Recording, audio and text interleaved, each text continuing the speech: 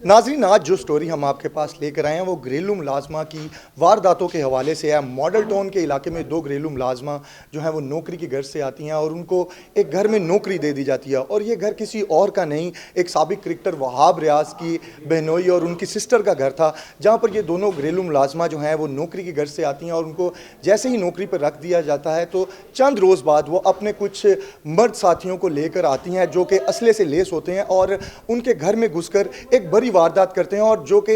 तकरीबन 2 करोड़ से ज़ायद की वारदात है। और इस वारदात के बाद जो है लाहौर पुलिस एक्टिव होती है और ऑर्गेनाइज क्राइम यूनिट जो स्पेशली जो है इस तरह की बड़ी वारदातों के लिए बनाया गया, और इनको जो है वो तलाश करता है इस तरह के मुलजिमान को जो डकैती, चोरी और इस तरह की बहुत बड़ी गैंग रॉबरीज में मुलविस होते हैं। तो ये एक्टिव होता है, तो उसके बाद जो है इन तमाम घरेलू मुलाजमा और इनके साथियों को जो है वो गिरफ्तार कर लिया जाता है और इनके कब्जे से 2 करोड़ 20 लाख से ज़ायद मालियत की जो है वो रिकवरी भी कर ली जाती है। ये तमाम वारदात को ट्रेस करने में अहम किरदार जिस अफसर ने जो किरदार निभाया है वो हैं DSP organise crime unit Faisal Sharif, जो कि हमारे साथ इस वक्त मौजूद हैं, और हम इनसे जानते हैं कि इस वारदात को कैसे ट्रेस किया। जी फैसल साहब, बताइएगा कि इस वारदात को कैसे ट्रेस किया, इन मुलजिमान को कहाँ से गिरफ्तार किया और ये टोटल कितने लोग थे? ये टोटल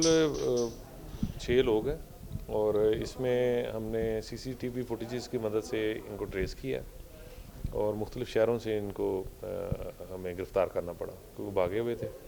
और अल्लाह पाक ने कामयाबी दी। खैर एक हफ़्ते में हमने तकरीबन लगा 7-8 दिन में हमने इनको गिरफ़्तार करके 100% हमने लूटा गया सामान 2.25 करोड़ मालियत का रिकवर किया।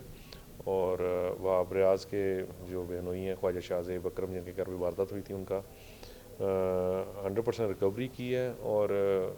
तमाम मुलज़मान को गिरफ़्तार भी किया। अच्छा, ये बताइएगा कि ये जितने भी मुलजिमान हैं, इस तरह की दर्जनों वारदातें पहले भी हो चुकी हैं। घरेलू मुलाजमीन जो हैं वो इस तरह की वारदातों में मुलविस होते हैं, और स्पेशली ये वो पोश इलाकों को जिसमें मॉडल टाउन, जोहर टाउन, डिफेंस, इकबाल टाउन, इस तरह के इलाकों को टारगेट करते हैं। तो इस तरह के इलाकों में जब लोग इनको मुलाजमीन को नौकरियों पर रखते हैं तो क्या उनकी जाँच पड़ताल इस तरह से नहीं की जाती? क्योंकि पुलिस की जानिब से एक मैकेनिज़्म तो दिया गया हुआ है कि घरेलू मुलाजमीन को किस तरह से आप हायर करें। बस वो जहाँ पे आपको पता है कि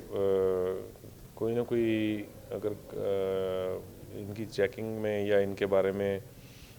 जब इनको मुलाजमत देते वक्त कहीं पे कोताही की जाती है तो फिर वहीं पे नुकसान होता है। और पोश एरियाज़ इसलिए सिलेक्ट करते हैं कि ज़ाहिर बात है ओबियसली वहाँ पे ज़्यादा पैसे इनको या डायमंड या ज्वेलरी इनको मिल जाती है निस्बतन दूसरे पसमानदा इलाका जात की। अच्छा, ये बता दें कि जो कि सबसे अहम चीज़ है कि ये कितनी वारदातों में ये गैंग मुलविस रहा है, और जहाँ जहाँ इन्होंने वारदातें की हैं क्या आपसे इन्होंने तफ्तीश में माना है कि इन्होंने कहाँ कहाँ और वारदातें की हुई हैं?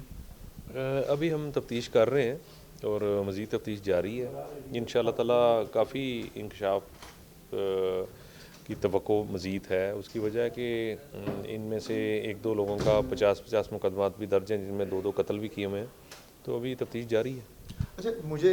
जो अहम सवाल है वो जानना है कि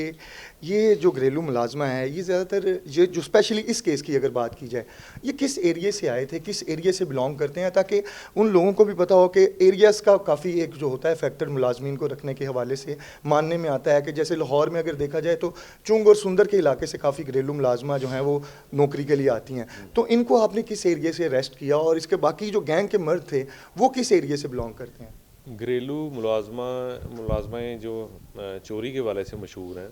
उनका ज़्यादातर इलाका जो अभी तक देखा गया है ये जड़ावाला,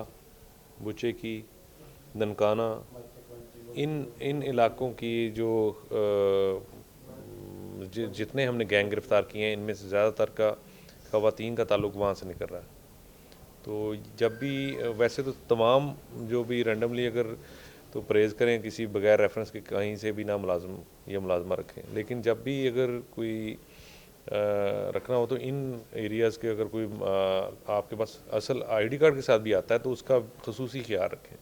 अच्छा, एक आखिरी सवाल है, वो ये है कि ये तो एक मारूफ क्रिकेटर थे वहाब रियाज, जिनके केस के हवाले से काफ़ी तेज़ी से प्रोग्रेस की और आपने बड़ी जल्दी इन्हें गिरफ़्तार किया। आम लोगों में एक तासुर पाया जाता है कि हमारे केसेस को ज़रा इल्तवा पे रखा जाता है, तो क्या आम लोगों के लिए भी ये सर्विसेज दे रही है इस टाइम पुलिस? आप कोई एक एग्जांपल दें कि कौन सा आम आदमी है जिसका केस ट्रेस नहीं किया OCU ने। हमने तो प्रेस कॉन्फ्रेंस पहले भी करवाई है कि 7.5 करोड़ रुपया बरामद करके लोगों को दिया है जिनको हम जानते ही नहीं थे, ना आप जानते थे। तो उसके अलावा हमने अभी तक जब से हमारे डी साहब आए हैं और CCO साहब की डायरेक्शन पे, तो हमने तो मेरा ख्याल डी साहब ने 5 अरब रुपए की तकरीबन अभी तक रिकवरी करके लोगों में तकसीम करवा चुके हैं। तो इसमें ज़रूरी नहीं है कि हमारे लिए तमाम आम ख़ास अफराद एक ही जैसे हैं। वारदात जिसके साथ भी होगी तो हमारे पास जब तफ्तीश आएगी तब हम इंशाअल्लाह ताला अल्लाह खैर करेगा,